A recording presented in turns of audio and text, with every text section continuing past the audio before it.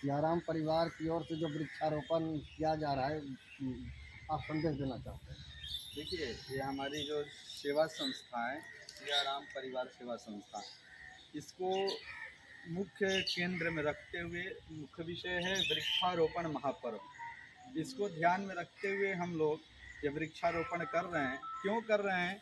क्योंकि हमारे संस्कृति का सेवा सबसे बड़ा धर्म है, और वो सेवा केवल मनुष्य के लिए ही नहीं है, वो सेवा पर्यावरण से भी जुड़कर होता है।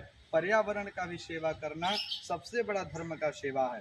विशेष रूप से हम संस्कृति में, भारतीय संस्कृति का वो तत्व है, भारतीय संस्कृति के जल में वो तत्व है कि ये भारतीय संस्कृति के जो जल आते हैं, वो जब पृथ्वी पर गिरते हैं तो बीज भी नहीं डाला जाता है, उसके बाद भी अनेक प्रकार के जड़ी बूटियां और अनेक प्रकार के वृक्ष जमीन से उत्पन्न हो जाते हैं।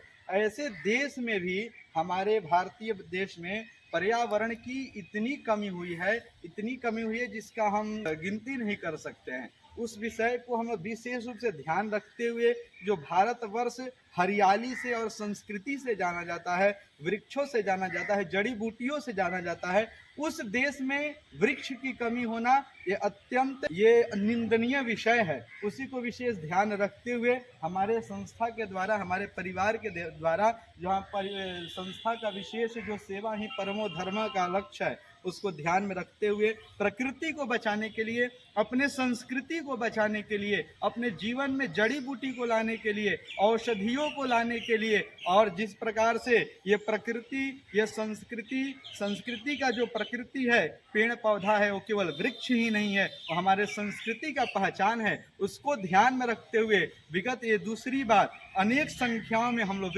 वृक्षारोपण कर रहे हैं। इसका मुख्य उद्देश्य है संस्कृति को बचाना, पर्यावरण को बचाना, और इस पर्यावरण को हरी भरी रखना, और हमारे पर्यावरण के बीच में रहने वाले जीव जंतु मनुष्य जो भी हैं, ऐसी योनि में जो भी हैं, सबके जीवन को बचाना। जो पर्यावरण कारण बनता है उसको हम सुरक्षित रखना चाहते हैं।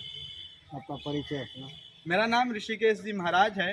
ये संस्थापक, इस सेवा के ये सियाराम परिवार सेवा संस्था के संस्थापक हुए, और हमारे परिवार गण हैं जिनके सहयोग से ये कार्य हो रहा है। ये मिलजुल करके कार्य किया जा रहा है ताकि प्रकृति को बचाया जा सके। जय सियाराम।